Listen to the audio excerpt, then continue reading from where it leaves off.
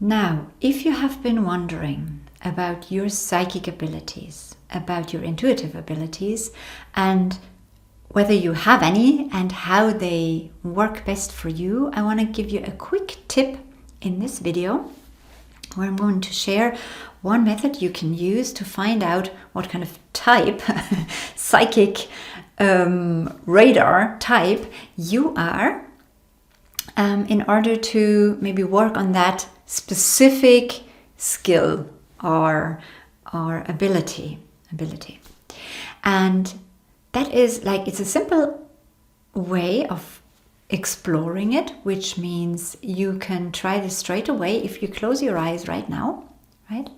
And then I'm going to ask you to think about your last holiday, when you were on holidays, maybe you were away, and think about something that was very significant during that time, or something that really represented that holiday for you. Okay? Think of a scene or an interaction or a location or an activity, something that really meant a lot to you during the holiday. Okay? Recall that memory.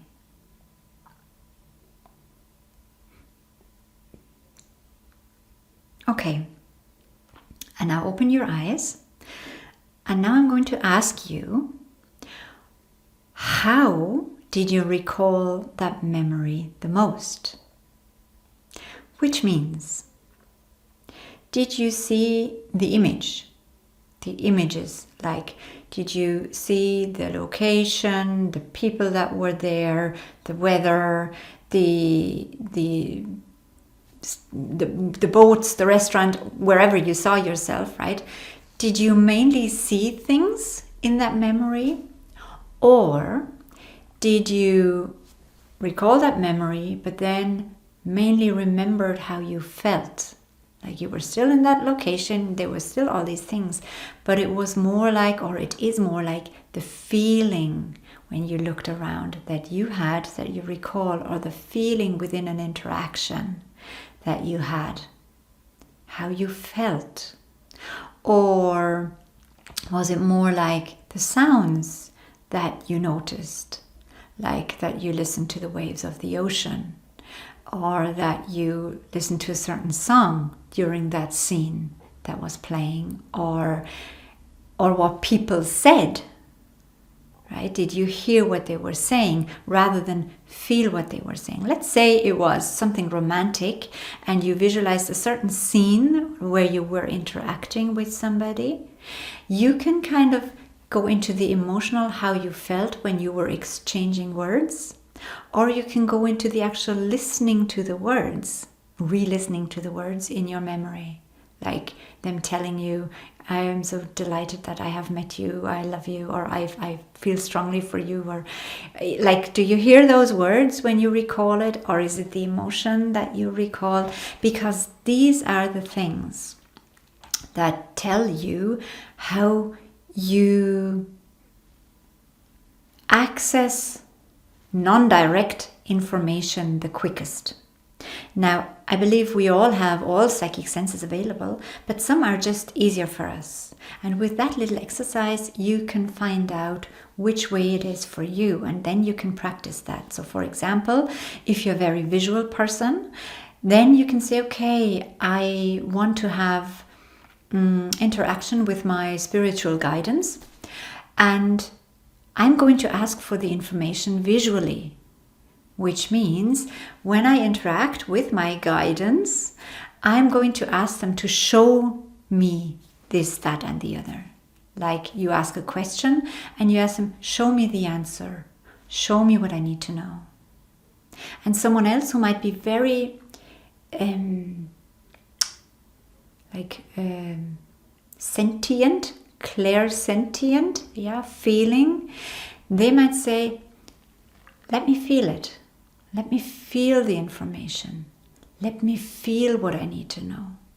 So for example, if you ask for guidance on a decision, yes or no, right? Let's say. So a visual person might then say, show me. So they might see the no coming up green and the yes coming up red, or one of them coming up stronger than the other. Or they might actually see scenes from, if you decide to go with no, this is what could happen. If you decide to go with yet, they see mental images, right? And someone else who's more sentient, right, they will feel it. They can sense.